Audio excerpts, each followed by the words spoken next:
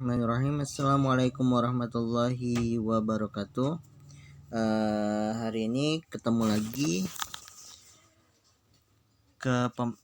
pada pembelajaran hari ini ilmu pengetahuan sosial, masih dengan tema yang sama, globalisasi. Nah, pada pembelajaran hari ini kita akan pahami atau kita akan mempelajari kerjasama Indonesia dengan negara-negara ASEAN di bidang politik dan hukum. Selasa 27 Oktober atau bertepatan dengan 10 Rabiul Awal 1442 Hijriah. Nah, coba perhatikan gambar-gambar berikut ini. Oke, di sini ada gambar ASEAN Defense Ministers Meeting. Ini adalah pertemuan Menteri Keamanan di kawasan Asia Tenggara atau ASEAN. Nah, ini dilakukan di Thailand 2019. Oke. Nah, ini adalah APEC dalam bidang ekonomi di ASEAN. Oke. Nah, bagaimana berita tentang pertemuan tingkat menteri APEC, pertemuan tingkat menteri keamanan tersebut dapat disiarkan ke semua negara di berbagai negara belahan dunia. Nah, ini adalah peran penting dari globalisasi. Nah, dengan globalisasi kita dapat mengakses semua informasi-informasi yang kita dapat, informasi-informasi yang kita butuhkan itu hanya dengan hitungan menit atau bahkan dengan hitungan detik. Jadi, ketika kita ingin mengetahui perkembangan dunia, maka kita tidak perlu untuk pergi ke negara yang kita tuju, tapi hanya dapat menggunakan gadget atau mengunduh informasi yang kita butuhkan. Nah, itu peran penting dari globalisasi. Nah, apa manfaat globalisasi? Manfaat globalisasi secara umum ada 5. Yang pertama, dapat dengan mudah mengakses semua informasi dari seluruh dunia. Apa yang ingin kita ketahui dari belahan dunia mana, dari negara mana, dapat kita akses dengan sangat mudah. Memperluas lapangan pekerjaan. Jadi orang tidak hanya bekerja dalam satu negara, tapi dapat bekerja di negara manapun yang sesuai dengan kemampuannya. Kemudian memperluas pasar perdagangan pun dengan adanya globalisasi, pasar perdagangan itu menjadi sangat luas. Jadi kita tidak hanya transaksi dari antar kampung atau transaksi dari individu di antar kampung, di individu di dalam kota, di dalam negara. Nah, bahkan sekarang individu pelaku ekonomi atau pedagang itu bisa menjual dagangannya dari satu negara ke negara yang lain dengan cara ekspor impor. Kemudian menumbuhkan rasa saling memiliki dan toleransi antar negara. Nah, dengan globalisasi ini meningkatkan rasa saling memiliki. Jadi negara kita menumbuhkan rasa ingin memiliki karena kita membutuhkan orang lain. Negara kita membutuhkan negara lain untuk dapat saling tumbuh dan berkembang. Kemudian menciptakan kawasan damai, bebas, dan netral. Dengan adanya globalisasi, negara dapat melakukan kerjasama dengan untuk menciptakan kawasan yang damai, yang bebas, dan yang netral. Oke, apa manfaat globalisasi terhadap kerjasama Indonesia dengan negara-negara ASEAN dan dunia di bidang politik dan hukum? Kerjasama atau manfaat globalisasi terhadap kerjasama Indonesia, yang pertama meningkatkan hubungan diplomatik antar negara. Oke, yang kedua adalah meningkatkan kedamaian dan keamanan di negara-negara kawasan Asia bahkan dunia. Oke, nah ini adalah manfaat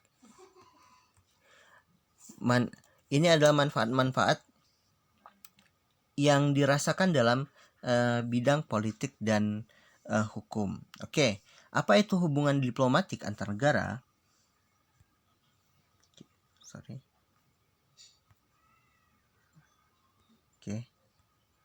Maaf ya. Apa itu hubungan diplomatik antar negara? Hubungan diplomatik antar negara adalah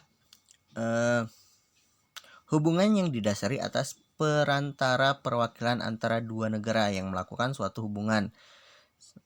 Nah, sampai sini paham?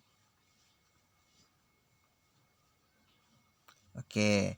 Nah, hubungan diplomatik antara negara ini adalah hubungan persahabatan antara satu negara dengan negara yang lain dengan mengutus utusan negaranya, atau sering disebut dengan konsultan. Konsultan di negara tersebut, atau duta besar negara atau delegasi negara itu di negara persahabatan. Nah, sekarang kita masuk bentuk kerjasama dalam bidang politik dan hukum ya. Apa sih peran Indonesia dalam kerjasama dengan negara Asia Tenggara dalam bidang politik dan hukum? Yang pertama, bentuk kerjasamanya. Bentuk kerjasamanya adalah membentuk masyarakat politik keamanan, Asian Political Security Community atau APSC. Nah, ini dilakukan oleh Menteri Hukum dan HAM.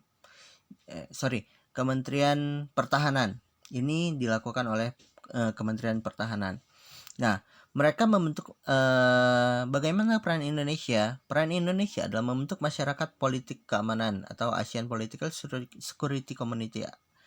Nah, ini dilakukan di Indonesia. Kemudian yang kedua, bentuk kerjasamanya apa lagi? Yang kedua adalah pertemuan rutin Menteri Pertahanan negara-negara ASEAN atau ASEAN Defense Ministers Meeting yang selalu dihadiri Indonesia selalu menghadiri atau mengutus Menteri Pertahanannya menghadiri pertemuan rutin Menteri Pertahanan di kawasan ASEAN. Terakhir kemarin di Bangkok, kemudian nanti tahun 2020 itu akan dilakukan di Vietnam. Kemudian apalagi bentuk kerjasamanya? Melakukan perjanjian ekstradisi ASEAN. Apa itu perjanjian ekstradisi? Perjanjian ekstradisi adalah perjanjian memulangkan kembali pelaku kriminal dari negara lain jika pelaku tersebut lari ke negara kita. Misalnya Indonesia memulangkan kembali pelaku kriminal negara lain yang melarikan diri ke Indonesia. Jadi memulangkan kembali jika diminta. Oke, lanjut. Nah,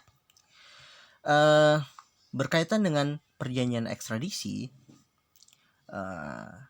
pada tahun 2015 kemarin itu ada namanya ASEAN Drug pada tahun 2015 itu antara negara-negara ASEAN itu ada namanya program ASEAN Drug Free 2015.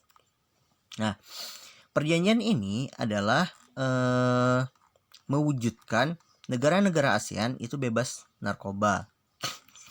Nah, bagaimana peran Indonesia dalam menanggulangi atau menciptakan ASEAN yang bebas narkoba, yang bersih dari narkoba? Nah, yang pertama, membentuk negara yang aman dan damai. Kerjasama Indonesia dengan negara-negara ASEAN dalam memerangi peredaran obat-obat terlarang. Yang pertama adalah membentuk badan khusus yang mengurusi penanggulangan narkotika di dalam negeri, atau bahkan yang memulangkan pelaku-pelaku narkoba antar negara, atau yang menghukum. Badan ini adalah badan yang mengurusi semua kegiatan yang berkaitan dengan narkotika dan narkoba atau narkoba. Kedua, menerbitkan Undang-Undang Republik Indonesia Nomor 35 Tahun 2009 tentang narkotika. Nah, isi undang-undang ini adalah, nanti kalian bisa searching sendiri, isi undang-undang ini adalah semua yang berkaitan dengan narkotika. Kemudian Apalagi menghukum pengedar dan pengguna narkoba dengan hukuman yang sangat berat, seumur hidup bahkan hukuman mati di penjara, seumur hidup di penjara atau bahkan hukuman mati. Ini adalah tergantung seberapa berat kejahatan yang dia lakukan dalam peredaran narkotika. Nah, ini di sini bisa dilihat oke, narkoba yes, narkoba no, prestasi yes. Kenapa? Karena narkoba itu sangat merugikan. Ada banyak sekali dampak penyalahgunaan narkoba bagi organ tubuh kita. Secara individu kita sangat dirugikan, keluarga sangat dirugikan, bahkan negara kita sangat dirugikan dengan adanya peredaran narkoba, dengan penyalahgunaan narkoba. Oke, ini adalah bukti bahwa Indonesia melakukan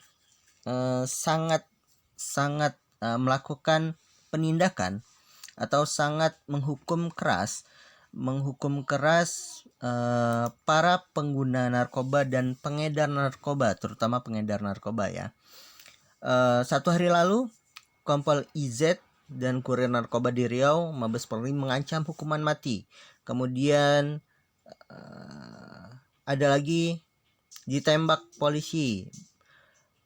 Jadi ini sampai ditembak, kemudian hakim Pengadilan Negeri Medan vonis mati pengedar narkoba 52 kilo.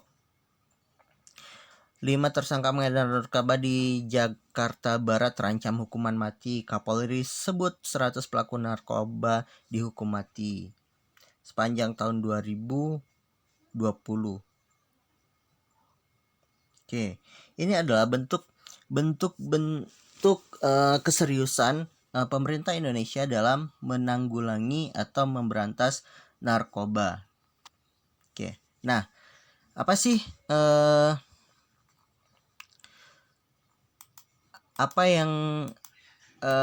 dampak atau apa pengaruh narkotika bagi tubuh kita?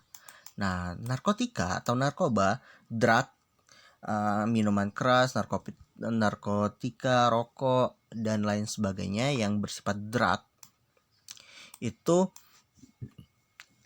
menimbulkan efek yang sangat banyak bagi tubuh kita. Oke. Yang pertama itu untuk mata kita. Nah, untuk mata kita, oke, di sini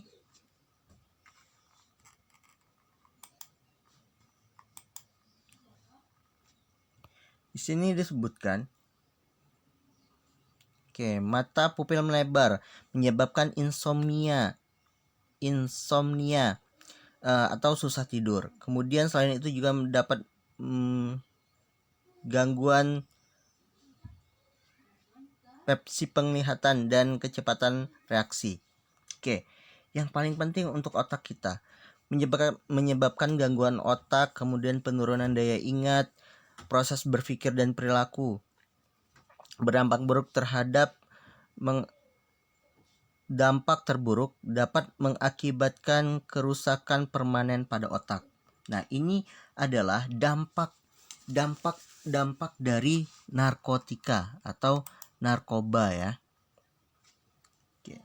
Selain itu untuk jantung itu dapat memicu denyut jantung dengan cepat. Apa dampaknya? Dampak terakhir atau dampak yang sangat berat adalah kematian. Jika kematian, maka kita akan dengan penyalahgunaan narkoba, masa depan kita akan hilang, kemudian berdampak dengan kematian. Setelah kematian kita tidak akan dapat lagi mengejar cita-cita karena sudah mati. Nah, ini adalah dampak dari narkoba. Jadi silakan jauhi narkoba. Selain hukumannya juga sangat berat, dan juga dampak terhadap diri kita, dampak terhadap keluarga, dan dampak terhadap negara juga sangat berat. Oke, terima kasih untuk pertemuan hari ini semoga bermanfaat. Lebih dan kurang Bapak mohon maaf. Selalu jaga kesehatan, jangan lupa selalu menjalankan 3M, memakai masker, menjaga jarak, dan mencuci tangan jika diperlukan. Oke, terima kasih. Bila topik hidayah. Assalamualaikum warahmatullahi wabarakatuh. Nanti di pertemuan selanjutnya akan bertemu dengan Bu Susilawati bahasa Sunda. Oke, check it out.